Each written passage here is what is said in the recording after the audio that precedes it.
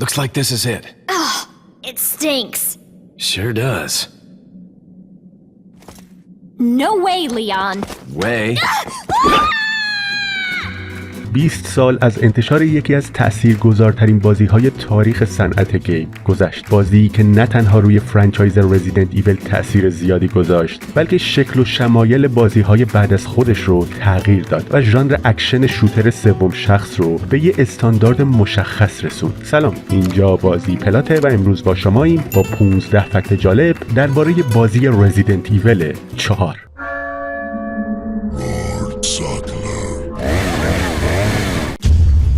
شینجی میکامی بعد از دست به دست شدنهای بسیار کارگردانی بازی رزیدنت ایول 4 رو به عهده گرفت و دست به تغییرات بزرگی زد که این بار نه تنها بازیهای رزیدنت ایول بلکه کل بازیهای ویدیویی رو دستخوش تغییر گسترده کرد و به نوعی ویژگی جدیدی رو به دنیای بازیهای ویدیویی ارائه داد. ویژگی که چند مرتبه به شکل‌های تکامل نیافته تلاش شده بود تو بازیهای شوتر سوم شخص استفاده بشه، ولی بالاخره رزیدنت ایول 4 موفق شد شکل تکامل یافتش رو ارائه بده. رزیدنت ایول 4 از دوربینی استفاده کرد که پشت کاراکتر قرار می گرفت و باهاش همزمان حرکت می کرد و هنگام نشونه گیری زوم می شد و روی شونه کاراکتر قرار می گرفت. این دوربین به دوربین اوور د شولدر یا روی شونه معروف شد و بعد از بازی رزیدنت ایول 4 بازی‌های زیادی از این دوربین استفاده کردند، به طوری که الان استفاده از این دوربین یه امر عادی به نظر میاد. در ابتدا قرار بود دوربین بازی ترکیبی از دوربین نما به نما و دوربین روی شونه باشه، ولی در نهایت تصمیم گرفته شد که کلاً بازی به صورت دوربین روی شونه منتشر بشه. این تغییر دوربین انقلابی باعث شد دو دستگی بین طرفدارای فرانچایز ایجاد بشه. عده‌ای از طرفدارای قدیمی‌تر فرانچایز بعد از انتشار بازی حتی از بازی بدشون اومد و گفتن این اصلاً رزیدنت ایول نیست. در نقطه مقابل عده زیادی از این دوربین استقبال خوبی کردند و به تحسین ویژگی‌هایی که این دوربین به جذابیت بازی اضافه می‌کرد پرداختند.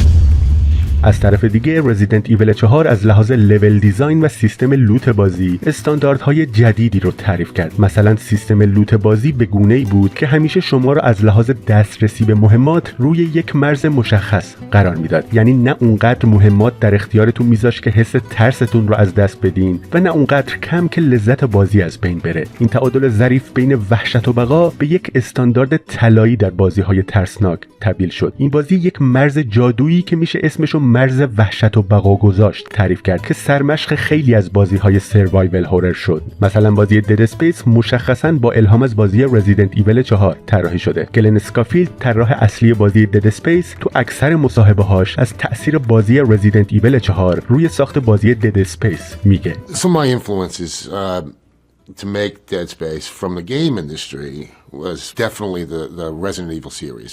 And Resident Evil 4 had just come out when we were starting on this game. One of the things I would say to the team is we're going to make Resident Evil in space. Resident Evil 4 is one of my top 5 games of all time. And I just like the mood. The mood was oppressive sometimes. It was dreadful, but it was, I don't know, I just got caught up in it. That was a giant game.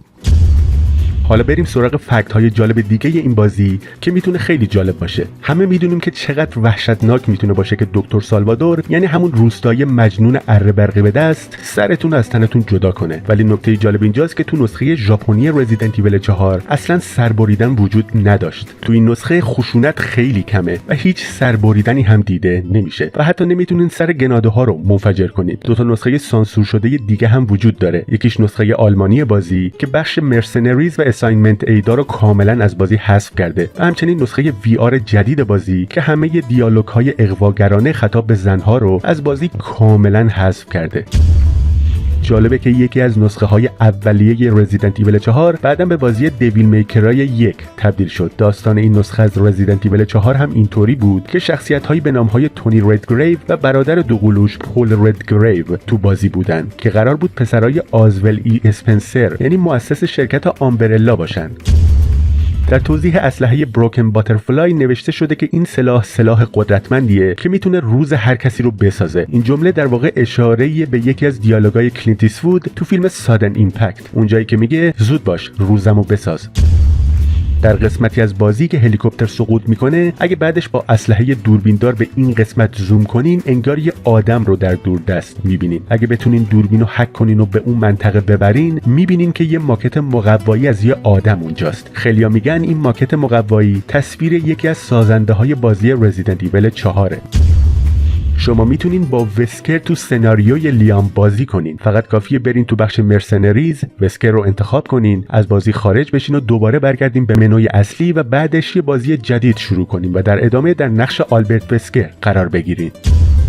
فیلمی وجود داشت به نام Resident Evil 4 Incubate که اتفاقات بازی رو خلاصه میکرد، ولی برای فشرده کردن فیلم از لحاظ حجمی بعضی قسمت‌ها مثل مبارزه کلبه و بخش هیولای دریاچه رو حذف کردن. تو نسخه گیم کیوب بازی رزیدنت ایول 4 یک گلیچ وجود داشت که با استفاده ازش میتونستین با اشلی به دشمنای بازی سوپلکس بزنین. البته تو نسخه های بعدی این گلیچ برطرف شد.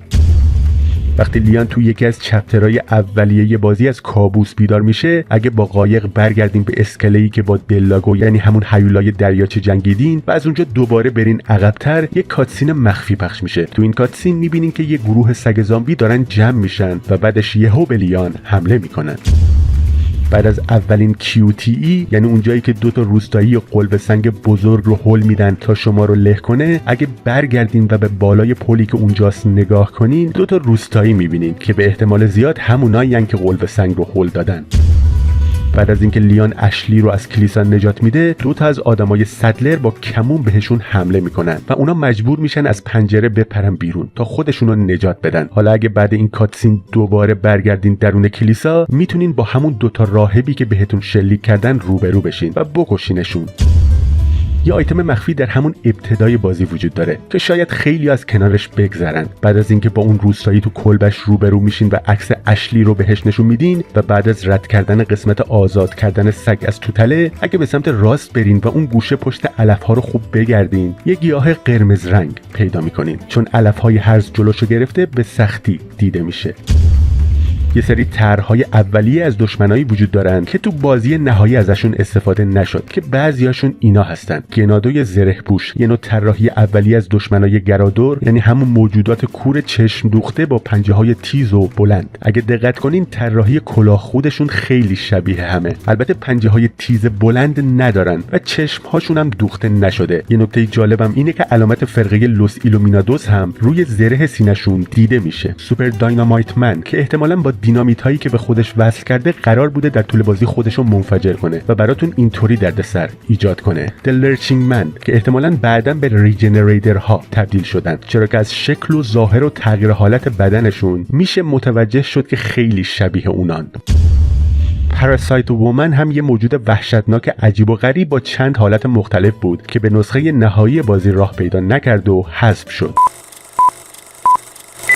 حالا که چند وقتیه که از انتشار بازسازی موفق بازی سایلنت هیل 2 میگذره، هنوز هم نکات و رازهای جالبی تو بازی پیدا میشه. از نقاشی‌های عجیب روی دیوار گرفته تا شعری به زبان فارسی تو یکی از اتاق‌های بازی. سلام، اینجا بازی پلاته و امروز با شماییم با رازها و جزئیات جالب بازی سایلنت هیل 2 ریمیک. شاید فکر کنین در مبارزه اولتون با کله